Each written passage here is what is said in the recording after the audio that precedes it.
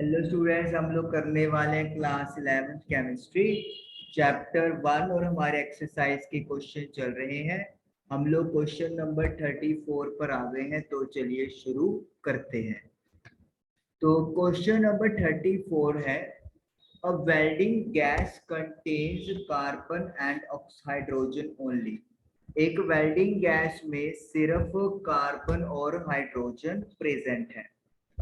Burning a small sample of it in oxygen gives 3.38 gram carbon dioxide, 0.690 gram of water and no other products.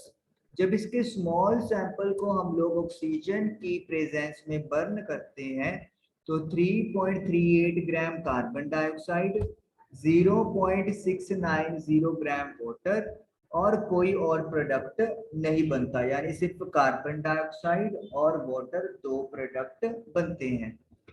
A volume of 10 liter measured at STP of this welding gas is found to weigh 11.6 gram।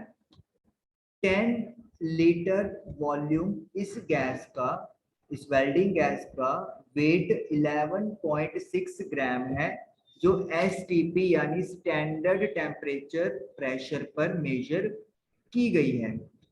तो हमें calculate करना है empirical formula, molar mass of the gas and molecular formula. तो ये तीन चीजें हम लोगों को फाइंड आउट करनी है। तो चलिए वन बाय वन स्टार्ट करते हैं कहानी। सबसे पहले तो हमें मास परसेंटेज कैलकुलेट करना पड़ेगा कार्बन और हाइड्रोजन का। तो उसके लिए हमारे पास जो प्रोडक्ट की इंफॉर्मेशन गिवन है उसके थ्रू या उसकी हेल्प से हम लोग ये टेक ओवर करेंगे। सबसे पहले तो जो मेरे पास कार्बन डाइऑक्साइड है उसका हम लोग मोलर मास लिखते हैं। What is the molar mass of carbon dioxide, क्योंकि एक प्रोडक्ट कार्बन डाइऑक्साइड है।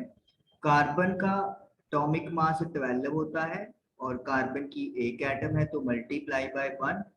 ऑक्सीजन का मास जो है वो 16 होता है और ऑक्सीजन की एटम्स हैं 2, तो ये आपके पास बन गया 12 plus 32 that is equal to 44 gram per मोल।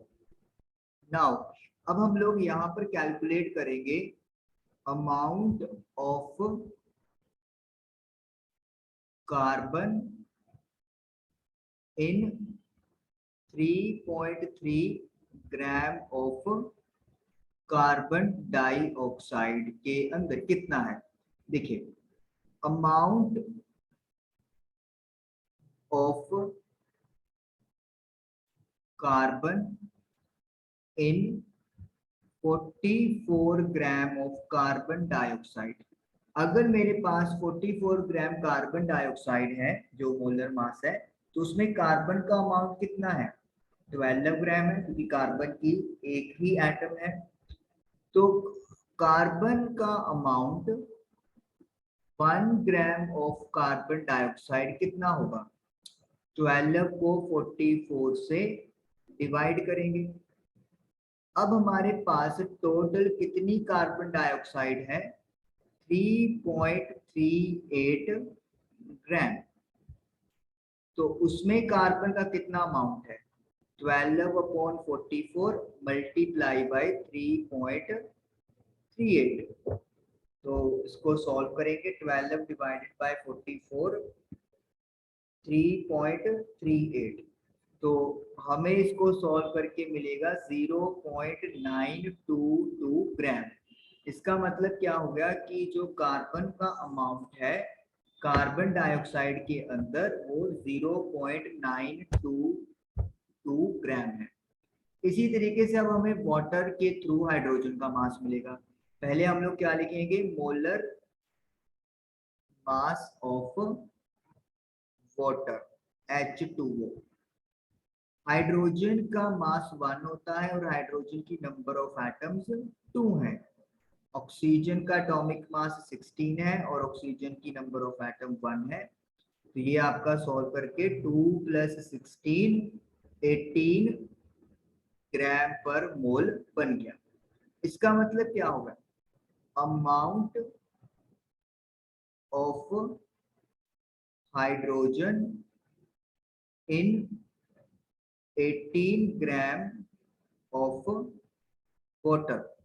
तो कितना यहाँ पर हाइड्रोजन का अमाउंट होगा, हम लोग वो लिखेंगे। तो कितना हाइड्रोजन का अमाउंट है, 2 ग्राम, क्योंकि हाइड्रोजन की 2 एटम्स हैं। तो हाइड्रोजन का अमाउंट 1 ग्राम ऑफ वाटर में कितना होगा, 2 डिवाइडेड बाय 18। अब जो वाटर का अमाउंट हमें गिवन है वो है 0.690। तो इतने ग्राम वाटर में हाइड्रोजन का मास हम लोग कैलकुलेट करेंगे, मल्टीप्लाई बाय 0.690। तो मैं मल्टीप्लाई कर रहा हूँ, 0.690 डिवाइडेड बाय 18, तो ये आ गया 0.077 ग्राम्स। तो इसका मतलब क्या है, ये मेरे पास वाटर का अमाउंट, सॉरी वाटर में हाइड्रोजन का अमाउंट कैलकुलेट होकर आ गया।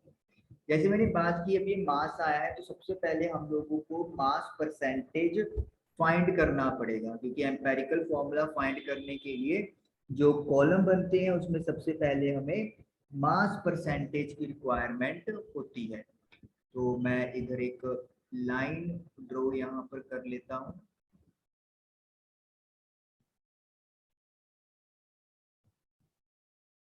ओके, तो अब मास परसेंटेज, तो मास परसेंटेज निकालेंगे हम लोग, मास परसेंटेज ऑफ,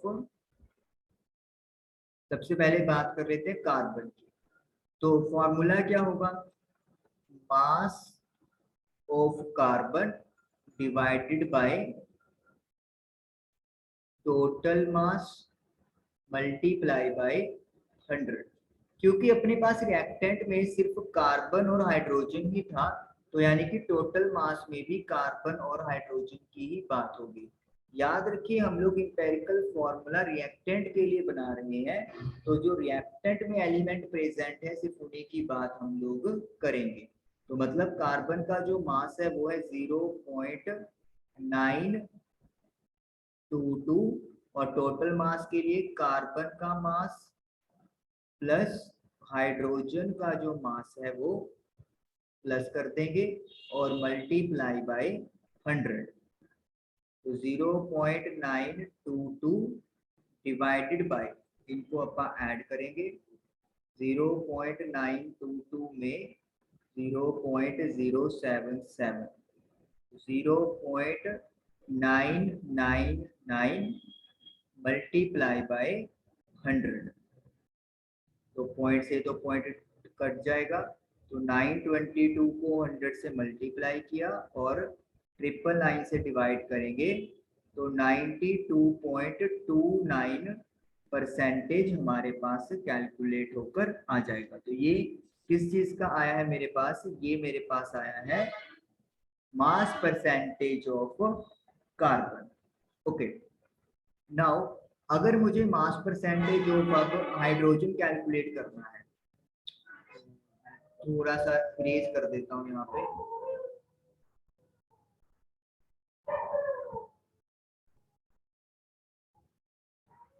तो mass percentage of hydrogen calculate करेंगे।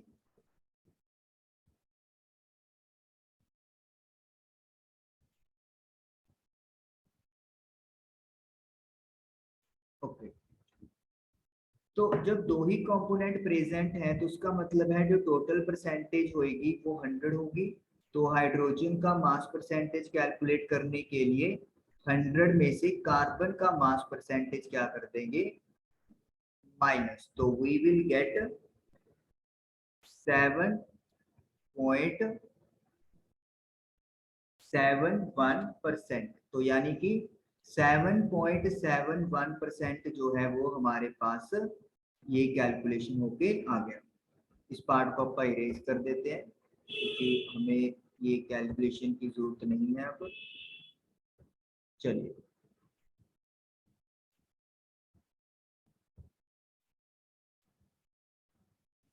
ओके, तो मास परसेंटेज ऑफ हाइड्रोजन भी आ गया है और मास परसेंटेज ऑफ कार्बन भी आ गया है।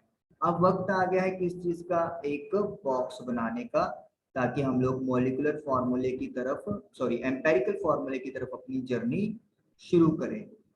क्योंकि दो ही रिएक्टेंट है तो इसलिए मुझे 3 रोज की जरूरत है, 1 2 एंड 3।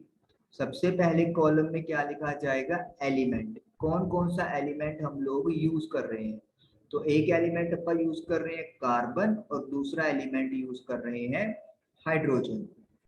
उसके बाद हम लोग यहाँ पे लिखने वाले हैं क्या, मास परसेंटेज। तो कार्बन का मास परसेंटेज आया है 92.29 और जो हाइड्रोजन का है वो 7.71। या सिंपली अगर आप बात करें कि हम लोग मास परसेंटेज को भी छोड़ दें, अगर सिंपली मास की बात हो जाए तब भी यहाँ पे कोई गलत नहीं है। तो मास हो गया, उसके बाद हम लोग कैलकुलेट करेंगे एटॉमिक मास। कैलकुलेट क्या करेंगे हमें पता ही है, एटॉमिक मास कार्बन का है 12 और हाइड्रोजन का है 1। अब हमें कैलकुलेट करने हैं moles, and you know what is the formula for moles, mass upon molar mass, जो यहाँ पर एटॉमिक मास के इक्वल होगा। तो 92.29 को 12 से डिवाइड करेंगे, तो जब मैं इसको डिवाइड करूंगा तो मुझे मिल रही है वैल्यू 7.69। और हाइड्रोजन के मोल्स निकालने के लिए 7.71 को 1 से डिवाइड करूंगा तो आई विल गेट 7.71। अब हमें क्या करना है, हमें मोल्स का जो है वो सिंपल रेशियो में इसको कन्वर्ट करना है। सिंपलेस्ट मोलर रेशियो, और इसका तरीका क्या होता है कि जो सबसे छोटी वैल्यू आई है मोल्स की, उसके साथ सभी को मोल्स को डिवाइड कर दो। अब यहाँ पर 7.69 वैल्यू आई है सबसे छोटी, या दोनों में से छोटी वैल्यू। तो जब 7.69 को 7.69 से डिवाइड करोगे तो आपको प्रॉपरली 1 मिल जाएगा। और जब आप 7.71 को डिवाइड करेंगे तो 1 पॉइंट समथिंग मिलेगा, जिसे अपन नियरली अप्रोक्सीमेटली 1 के इक्वल लिख देंगे। तो इसका मतलब है मोलर रेशियो हमारे पास 1:1 आ गया। तो अगर सीधा मोलर रेशियो 1:1 आ गया है तो सिंपल होल नंबर रेशियो,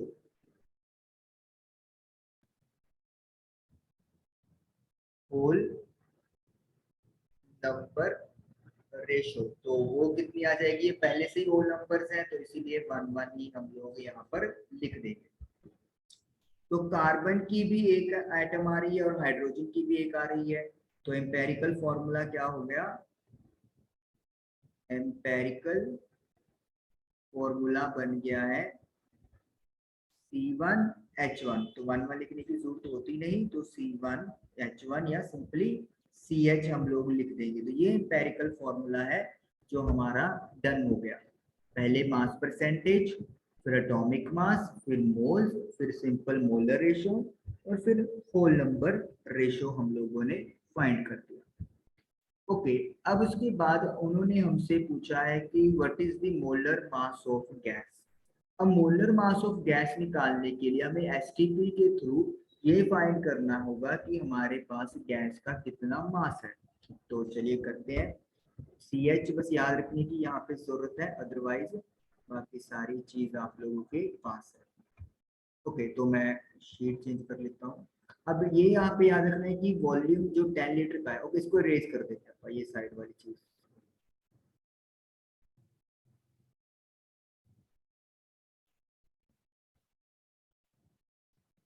तो 10 लीटर एसटीपी पे मेजर किया गया है तो उसका वेट है 11.6 ग्राम। तो हम लोग क्या लिखेंगे, वेट ऑफ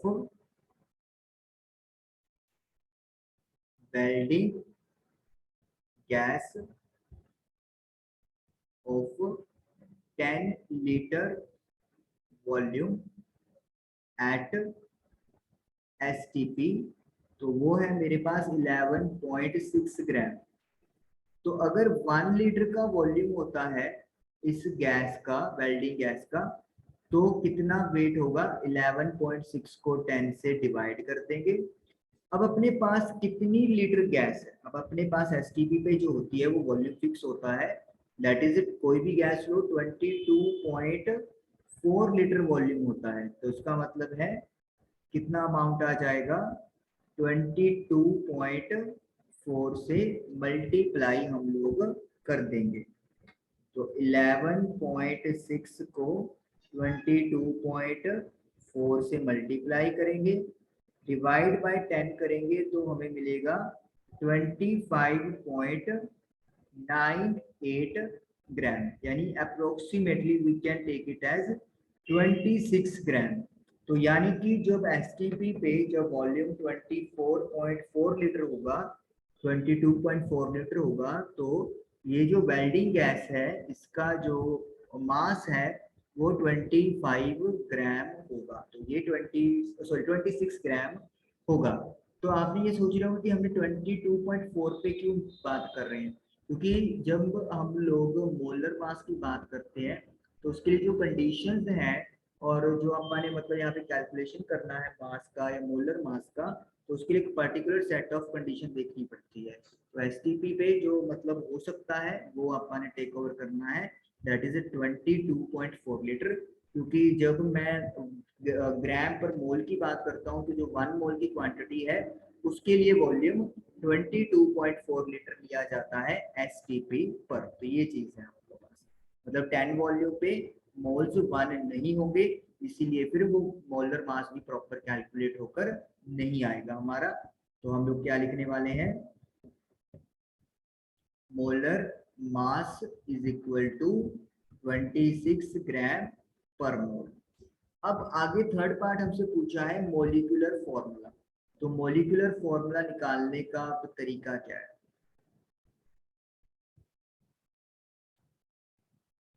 चलिए देखिए, मोलिकुलर फॉर्मूला निकालने के लिए हमें एक यहाँ पे नंबर चाहिए जिसको अपन एन बोलते हैं।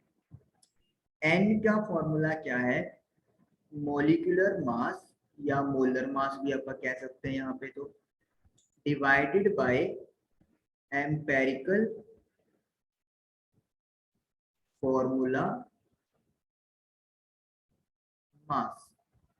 जैसे मोलिकुलर मास मेरे पास कितना आया है, मोलर मास 26 आ गया है, और एम्पेरिकल फॉर्मूला मास कितना है, कार्बन का 12 है और हाइड्रोजन का 1 है, तो 12 प्लस 1 कितना हो गया, 13। तो ये कट आउट होकर कितना आ जाएगा आपके पास, 2 आ जाएगा। तो यानी कि n की वैल्यू मेरे पास क्या आ गई, 2 आ गई।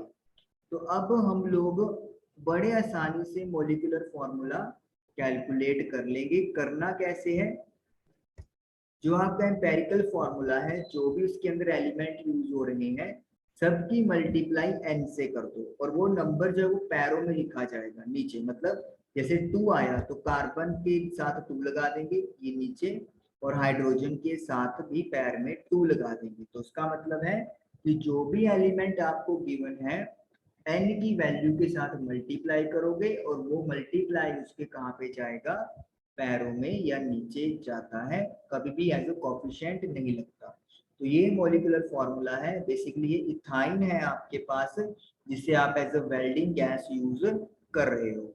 और empirical formula CH, molar mass 26 gram per mole, और n कैलकुलेट करके हमने मॉलिक्यूलर फॉर्मूला ड्राइव कर दिया। तो इस तरीके से ये क्वेश्चन नंबर 34 आप लोगों का कंप्लीट हुआ। अब चलते हैं क्वेश्चन नंबर 35 की तरफ। क्वेश्चन नंबर 35 है, calcium carbonate reacts with aqueous hydrochloric acid to give calcium chloride and carbon dioxide according to the reaction. तो रिएक्शन है कि कैल्शियम कार्बोनेट जब हाइड्रोक्लोरिक एसिड से रिएक्ट करेगा तो कैल्शियम क्लोराइड, कार्बन डाइऑक्साइड और वाटर, ये 3 चीजें हैं जो वो बनाएगा।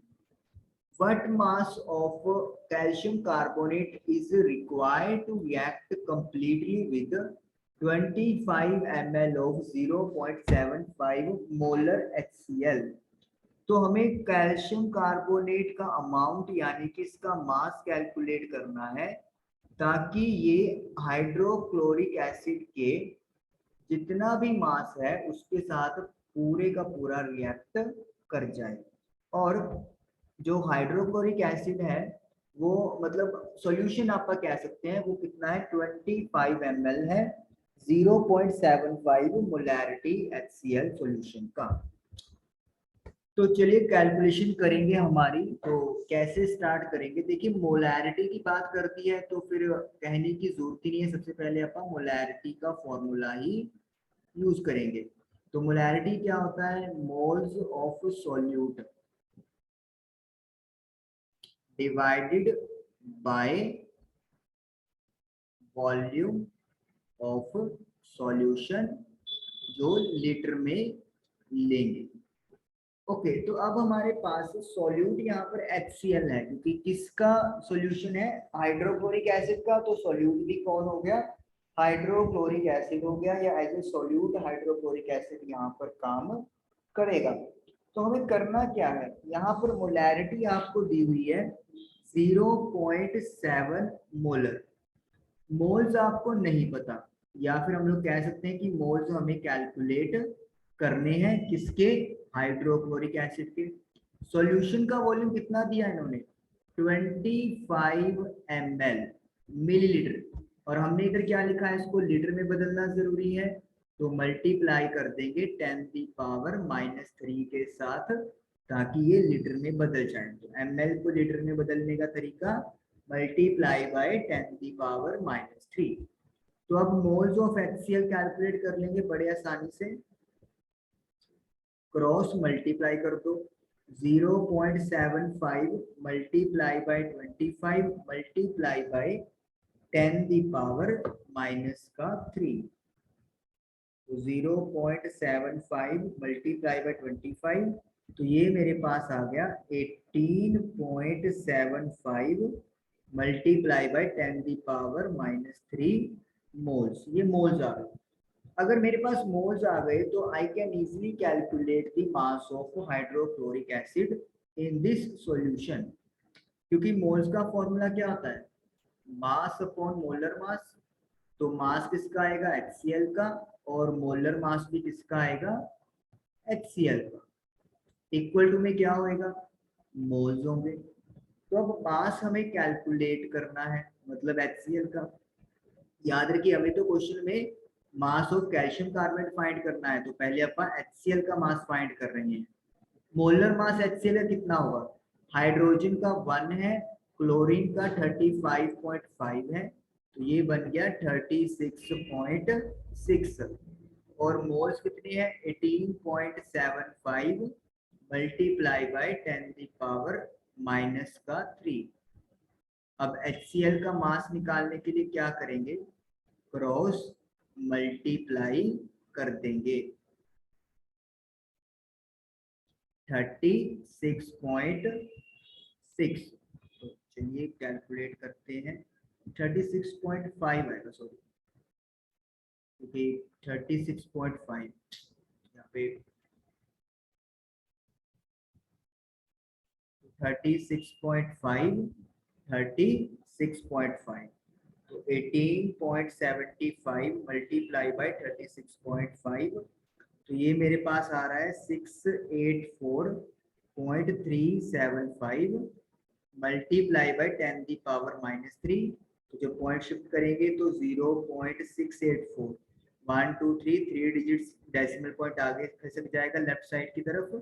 तो ये मास आ गया हाइड्रोक्लोरिक एसिड का, यानी कि इस रिएक्शन में जो हाइड्रोक्लोरिक का मास है वो 0.684 ग्राम हो रहा है। अब हमें कैल्शियम कार्बोनेट का मास कैलकुलेट करने के लिए रिएक्शन की तरफ जाना पड़ेगा। यहाँ पे क्या चीज है, 2 हाइड्रोक्लोरिक एसिड के मोल 1 मोल ऑफ कैल्शियम कार्बोनेट से रिएक्ट कर रहे हैं। तो हम लोग क्या लिखेंगे, 2 मोल्स ऑफ HCl, मतलब 2 मल्टीप्लाई बाय HCl का मोलर मास कितना था 36.5, यानी कि ये आपके पास बन गया 73। तो 73 ग्राम ऑफ HCl कितना कैल्शियम कार्बोनेट से रिएक्ट कर रहा है, कैल्शियम कार्बोनेट के 1 मोल से, 1 मोल ऑफ कैल्शियम कार्बोनेट। और कैल्शियम कार्बोनेट का मास क्या होता है, कैल्शियम का होता है 40, कार्बन का होता है 12 और ऑक्सीजन का होता है 16 मल्टीप्लाई बाय 3 दैट इज 48। तो ये आपके पास आ गया टोटल 100। तो यानी कि 73 ग्राम HCl 100 gram of calcium carbonate से रिएक्ट करता है। तो फिर 1 ग्राम HCl कितने के साथ रिएक्ट करेगा, 100 को 73 से डिवाइड कर देंगे। और अभी HCl का मास मेरे पास कितना है, this is 0.684 gram of HCl is equal to 100 divided by 73 multiply by 0.684 आपका आ जाएगा। तो इसको आप सोल्व कर लेंगे, 100 इंटू 0.684 डिवाइडेड बाय 73। तो ये मेरे पास बन गया 0.937। तो 0.937 जो ग्राम है कैल्शियम कार्बोनेट का चाहिए, ताकि जो हाइड्रोक्लोरिक एसिड का अमाउंट है 0.684 उसके साथ ये कंप्लीटली रिएक्ट कर सके। तो पहले हम लोगों ने मोल्स फाइंड किए, मोल्स से हमने मास फाइंड कर लिया और फिर रिएक्शन की हेल्प से अपने ये देखा कि कितने के साथ कितना रिएक्ट हो रहा है और फिर उसके अकॉर्डिंगली हम लोगों ने क्या किया है, इसको सॉल्व कर दिया है। चलिए अब करते हैं question number 1.36। This is the last question of this exercise और दिस चैप्टर। तो अब क्वेश्चन क्या है, देखिए, chlorine is prepare in the laboratory. Chlorine को लेबोरेटरी में तैयार किया गया है by treating manganese dioxide. Manganese dioxide को एक्विस हाइड्रोक्लोरिक एसिड HCl के साथ रिएक्ट करवाया गया है और रिएक्शन लिखी हुई है 4HCl। मैं स्टेट सिंबल स्किप कर रहा हूँ। मैग्नीज डाइऑक्साइड, वाटर बनेगा एंड देन Cl2 बनेगा और साथ में क्लोरीन गैस बन जाएगी। ओके, तो आगे लिखते हैं, how many grams of HCl react with 5 gram of manganese dioxide. तो 5 ग्राम मैग्नीज डाइऑक्साइड के साथ हाइड्रोक्लोरिक एसिड कितना रिएक्ट करेगा वो हमें बताना है।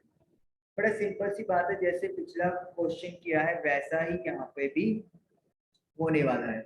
तो वहां पे तो हम लोग क्या देख रहे थे, वहां पे तो हम लोगों ने ये देखा कि कितनी मोलैरिटी में कितना मास है।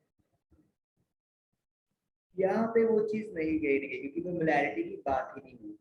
तो यहाँ पे सिंपली क्या चीज है कि MnO2 मैग्नीज डाइऑक्साइड, मैग्नीज का जो एटॉमिक मास है वो 55 होता है। तो मैग्नीज का हम लोग लिखेंगे 1 मोल ऑफ मैग्नीज डाइऑक्साइड, तो 55 मैग्नीज का हो गया, 16 ऑक्सीजन का, 16 को 2 से मल्टीप्लाई किया 32 यानी कि 82 आ गया, सॉरी 87। इसका मतलब 87 gram of manganese dioxide reacts with, तो कितने हाइड्रोक्लोरिक एसिड के मोल्स हैं, 4, तो 4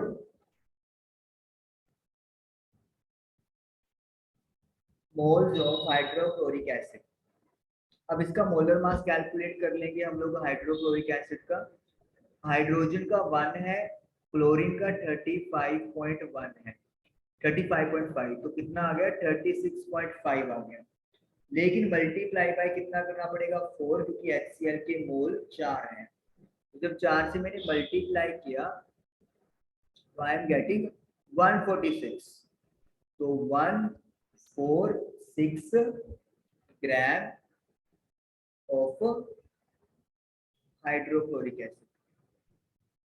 अब मैग्नीज डाइऑक्साइड 5 ग्राम है, तो इसका मतलब है 1 ग्राम मैग्नीज डाइऑक्साइड रिएक्ट करेगा किसके साथ, 146 को 87 के साथ डिवाइड कर देंगे। मैग्नीज डाइऑक्साइड टोटल कितना है अपने पास 5 ग्राम्स, तो जो क्वांटिटी अपने पास बन रही है उससे अपा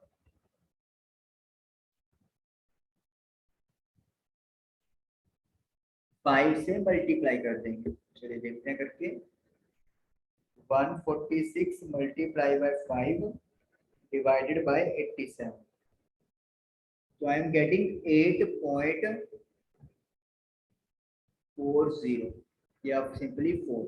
तो 8.4 ग्राम हमें किसकी जरूरत है, मैग्नीज डाइऑक्साइड की, ताकि वो HCl के 5 ग्राम के साथ रिएक्ट कर सके। तो इस तरीके से हमारा क्वेश्चन नंबर 1.36 कंप्लीट हुआ। आई होप आप लोगों को समझ में आया होगा। Thank you for watching the video.